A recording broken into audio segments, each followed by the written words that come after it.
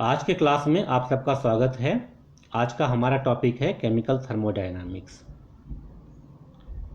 इस टॉपिक में हम introduction, terms used in thermodynamics, nature of heat and work के बारे में पढ़ने जा रहे हैं। दोस्तों, chemistry deals with study of different types of chemical reaction. I have represented one simple chemical reaction on the right hand side of the screen, and if I ask you one simple question, and that question is whether this reaction represented by the equation is feasible or not, obviously you cannot answer just by looking at the reaction condition.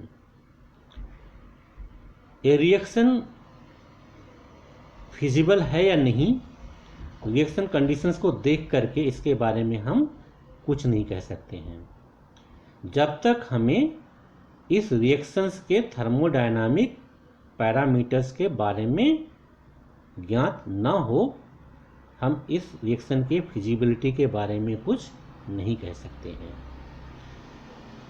So chemical thermodynamics tells about the feasibility of a chemical reaction, and that's why this topic is an important topic of chemistry.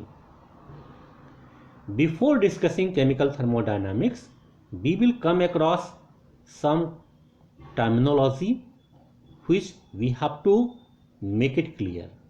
So let us start discussing one by one the terminology which we will come across in this topic, chemical thermodynamics.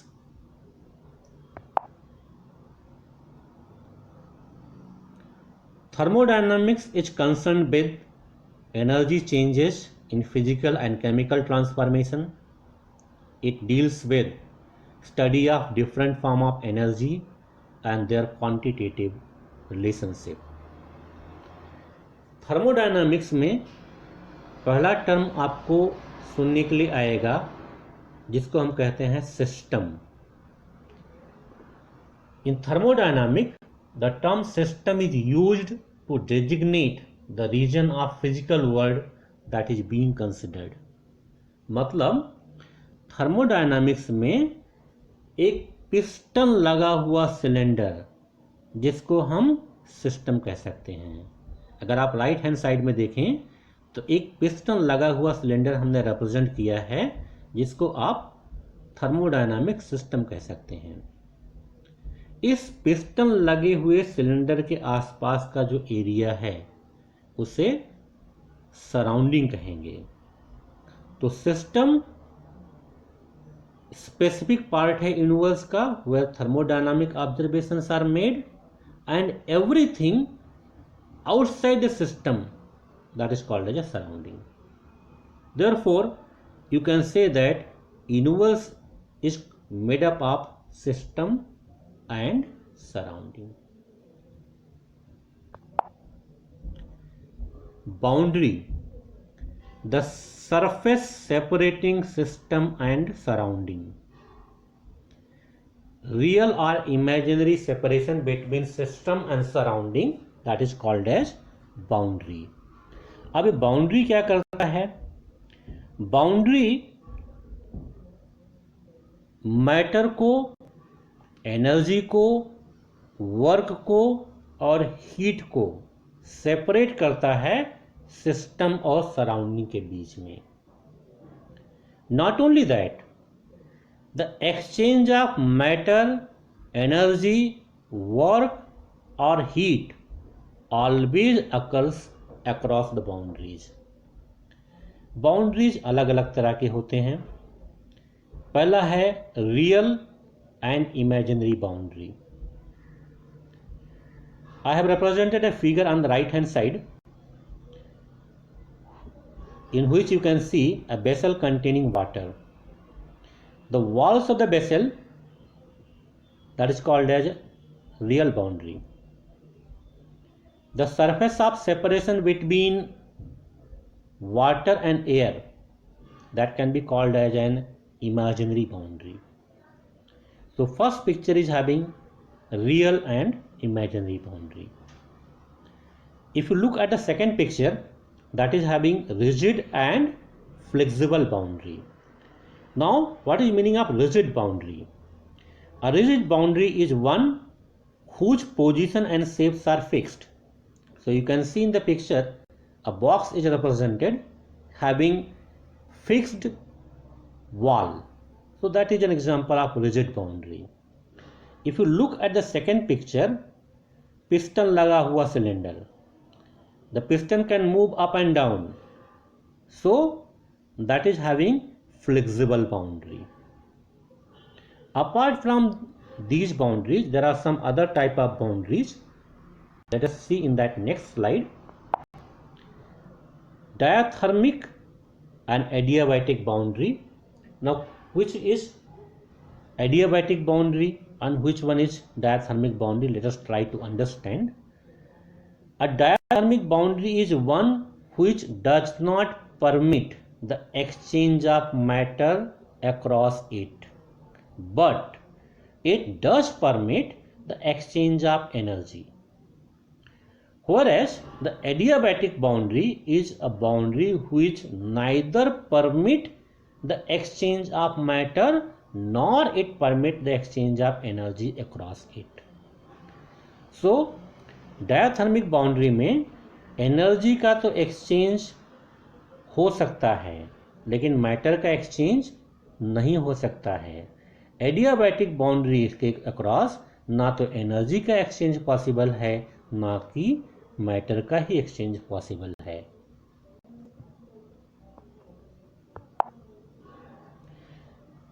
Depending upon the type of boundary between system and surrounding, systems are classified into different types. One such type is open system. Now, what is open system? A system which can exchange both matter and energy with its surrounding, that is an example of open system. For example, a hot liquid kept in an open vessel, that is an example of open system. Reactant in an open test tube, that is an example of open system. Your body is open system. All the plants and animals, they are open system. They all can exchange matter as well as energy with their surroundings. The next type of system is called as closed system. The system which exchange only energy but not matter with its surrounding, that is a closed system. For example, hot liquid in a closed vessel, reactant in a closed vessel. Earth is essentially a closed system. It obtains lot of energy from the sun, but exchange of matter with outside is almost zero. So Earth can be considered as a closed system. The next type of system is isolated system. Let us see that in next slide. Isolated system, the system which neither exchange energy nor matter with the surrounding, that is called isolated system. For example, reactant in a thermos flask. Though the walls of thermos flask are not perfectly insulated, you can consider thermos flask as a isolated system. Universe is also a type of isolated system. Think about it. You can see the pictorial representation of open system, closed system and isolated system on the right hand side. All the three type of system which I discussed with you, open system, closed system or isolated system, they are dealing with matter at bulk level. So when a system is dealing with the matter at bulk level, those systems are called as a macroscopic system, and the properties associated with those macroscopic systems are called as macroscopic properties. These macroscopic properties are classified into two categories. They are called as extensive properties and intensive properties. Now question arises, what is meaning of extensive property? Any property of macroscopic system that depend upon the amount of matter present in the system is known as extensive property. Or any property of macroscopic system whose value changes if system is divided, that can be called as macroscopic property. Here I have some examples of macroscopic properties like mass, weight, number of mole, volume, length, heat capacity, internal energy, entropy, free energy. All these are the examples of the extensive property. Next macroscopic property is intensive property.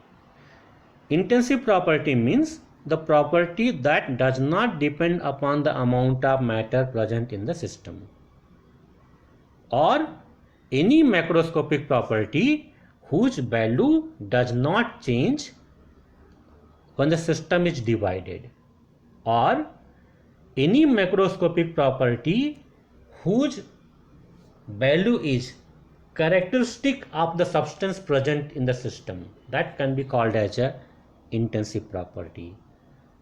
For example, color, it is an intensive property.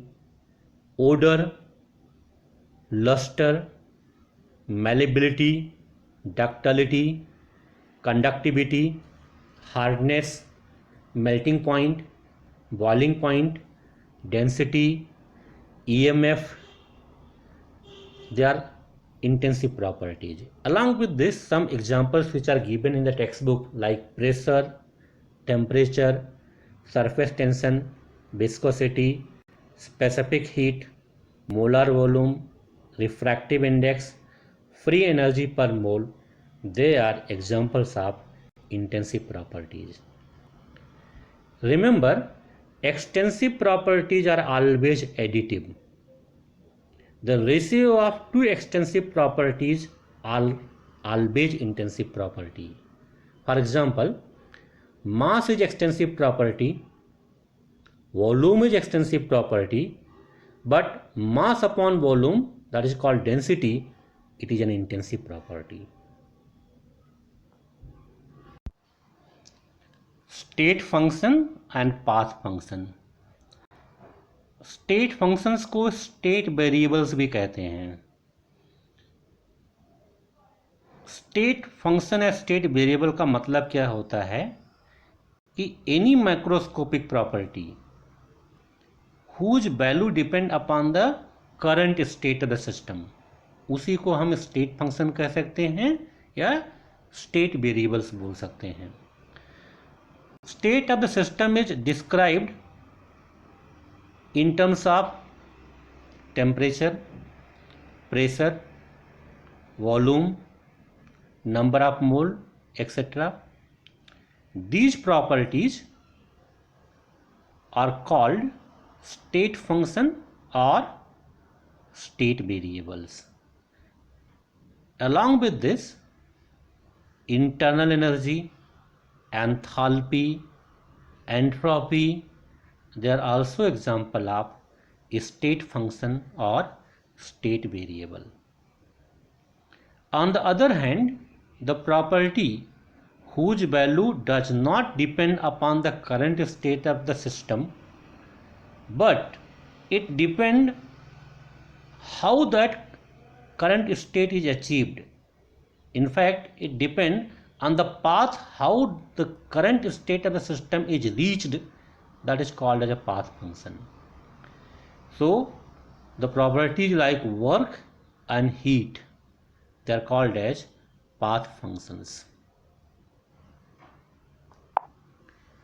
Next important aspect is thermodynamic equilibrium.